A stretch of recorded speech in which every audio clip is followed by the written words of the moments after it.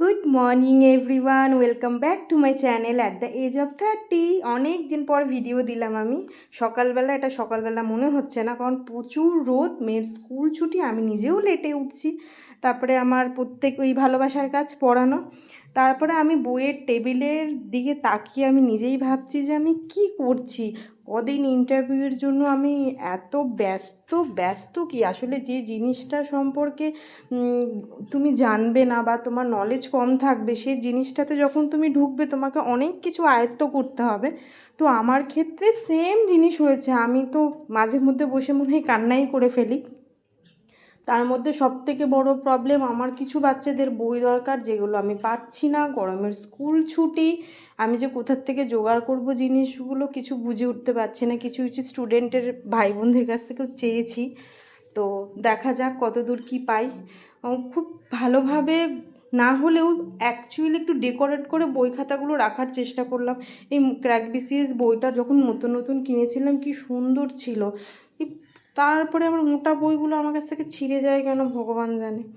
তারপরে আমি এই বোর্ড চকগুলো এক জায়গায় করলাম। এই যে আমার একটা স্টুডেন্ট আবার গুছাতে গুছাতেই দিয়ে গেল যে দিদি নাও এই বইটা একটু ছেঁড়া, তবে কিছু সামনের বইগুলো ফোন বা প্রিন্ট দেখে পড়েও আমি করতে পারবো। তারপরে আবার বাড়িতে গিয়ে আমার পড়ানো ছিল, মেয়ে ওখানে পড়ছিল, ওকে ভাবলাম একটু খাইয়ে দিই, কারণ সকালে কিছু খাওয়া হয়নি। বললাম আয় তুই খেয়ে পড়বি, ও এমনভাবে তাকাচ্ছিল যেন মানে পৃথিবী, আমি ওকে বলেছি তুই উল্টে দে। তারপরে স্নান করে, বৃহস্পতিবার ছিল, পুজো দিয়েছি, পুজো দিয়ে পড়তে বসতে এসেছিলাম। অবশ্য তার মধ্যে আমি একটু টেবিলে ঘুমিয়েও পড়েছি, মেয়ে তুলেছে। তারপরে বসেছি পড়তে, ইংলিশ পড়ছিলাম আমি, স্ট্রাকচারগুলো জিনিসগুলো একটুখানি পজিটিভ প্রোনাউন্সের জিনিসগুলো দেখছিলাম, তারপরে কিছু টেন্সের স্ট্রাকচারগুলো দেখছিলাম, কারণ ওই যে সিম্পল পাস্ট আর পাস্ট পারফেক্ট এই জিনিসগুলো খুব কনফিউজিং আমার মনে হয়। তারপরে আমি একবারে পড়তে বসেছি সন্ধেবেলা, মানে 8টার পরে পড়ছিলাম। চলো আজকে দেখাই তোমাদেরকে আমি ফেমাস বেঙ্গলি বুক উইথ সাহিত্য একাডেমি। এখানে যে কটা কোশ্চেন আছে, আমি যতগুলো প্রিভিয়াস ইয়ার দেখেছি, মানে স্টেট আমাদের ওয়েস্ট বেঙ্গলের পরীক্ষার যে কোনো পরীক্ষায়, সেটা স্কুল সার্ভিস কমিশন হোক, টেট হোক, ক্লার্কশিপ হোক, মিসলেনিয়াস হোক, যে কোনো এক্সাম, এইখান থেকে কোশ্চেন কিন্তু থাকবে। আমি চেষ্টা করেছি খুব কাছ থেকে নিয়ে তোমাদেরকে দেখাতে।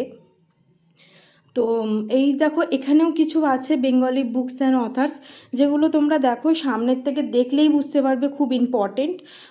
বলাইচাঁদ মুখোপাধ্যায়ের অগ্নিস্বর, তারপরে নজরুল ইসলামের অগ্নিবীণা, মুস্তাবা আলীর দেশে বিদেশে, যেটা খুব ইম্পর্টেন্ট, মানিক বন্দ্যোপাধ্যায়ের পুতুল নাচের রীতিকথা, বাদল সরকারের এবং ইন্দ্রজিৎ, এই বইগুলো খুব ইম্পর্টেন্ট। এর মধ্যে কিছু কিছু বই আমার একটা মনে হয় পড়া আছে, এই সারা বাকি বই আমার পড়া নেই। আর আমাদের আশাপূর্ণা দেবীর প্রথম প্রতিশ্রুতি, মহাশ্বেতা দেবীর হাজার চুরাশির মা, এই তারপরে বিজন ভট্টাচার্যের নবান্ন, টেকচাঁদ ঠাকুরের আলালের ঘরে দোয়াল, শক্তি চট্টোপাধ্যায়ের অবনী বাড়ি আছো, এই বইটা খুব সুন্দর। তারপরে পড়ছিলাম কিছু বাংলা সাহিত্যের প্রাচীন, মানে কে ফার্স্ট ট্র্যাজেডি, সার্থক ট্র্যাজেডি বা সার্থক কমেডি, উপন্যাস, ধর্মী রচনা, এই জিনিসগুলো পড়ছিলাম। সাহিত্য একাডেমি পুরস্কার প্রথম বাংলায় কে পেয়েছে, কোন কাব্যের জন্য পেয়েছেন, রবীন্দ্র পুরস্কার কে পেয়েছেন, কোন কাব্যের জন্য পেয়েছেন, পড়তে পড়তে এত সুন্দর লাগছিল। বাংলা সাহিত্যের প্রথম গীতিকবি কে। তারপরে লাস্টে যেটা দেখলাম এই নোটসে না, খুব সুন্দরভাবে রবীন্দ্রনাথ ট্যাগোরের সব কিছু দেওয়া আছে, ফার্স্ট উপন্যাস থেকে শুরু করে ফার্স্ট ছোট গল্প, ফার্স্ট কবিতা, ফার্স্ট নাটক, পড়তে কিন্তু খুব মজা লাগছিল। কারণ আমার মনে হচ্ছিলো এই প্রাইমারি ইন্টারভিউতেও আমার এগুলো কাজে লাগবে, অ্যাজ ওয়েল অ্যাজ ক্লার্কশিপেও আমার কাজে লাগবে। তো পড়ার পর 2-3বার রিভিশন দিয়েছি, সহজ মনে হলেও এগুলো কিন্তু খুব গোলায়। তারপরে বসেছি ম্যাথ নিয়ে, বেশিক্ষণ করিনি ম্যাথ আমি, প্রফিট অ্যান্ড লস করছিলাম ইয়ের থেকে, চঞ্চল ঘোষের থেকে। কারণ আমি রিসোর্সেস খুব কম রেখেছি, তো সেগুলোই বারবার প্র্যাকটিস করছিলাম। ফিজিক্সের ম্যাথসের কিছু রুলসগুলো দেখছিলাম, কিছু সূত্রগুলো দেখছিলাম, কারণ মোশন জিনিসগুলো খুব গুলায় সূত্র ছাড়া। তো তো ওগুলো আমি প্রত্যেক দিন চেষ্টা করি দেখার। তারপরে ওই রাত্রেবেলা প্রায় অনেকক্ষণ 12:30টার পরেই আমি শুয়েছি, শুয়ে কারেন্ট অ্যাফেয়ার, যেটা আমি প্রত্যেক দিন করি আর আমি খুব ভালো ফল পেয়েছি। আমি বলবো তোমরাও প্রত্যেক দিন এই জিনিসটাকে করো। আর এখন আমি একটুখানি ইয়ারলি মানে কারেন্ট অ্যাফেয়ার্সটা কমপ্লিট করে ফেলেছি না পড়ে না, যেহেতু পরীক্ষার সামনে আমি কিছু ইম্পর্টেন্ট টপিকগুলো কভার করার চেষ্টা করছি। সেখানে স্পোর্টস অ্যান্ড ভেনিউ আছে, নোবেল আছে, তারপর থেকে নৃত্যগুলো কারেন্ট কারা পদ্মশ্রী পেয়েছেন নৃত্যের মধ্যে, আবার আমার পশ্চিমবঙ্গে কে আছেন, কোন ডিস্ট্রিক্টে আছেন, এই কারেন্ট কিছু জিনিসগুলো পড়ছি যাতে এগুলো মনে থাকে, যেগুলো মনে হয়েছে প্রিভিয়াস ইয়ার কোশ্চেন ঘেটে যেগুলো আসতে পারে।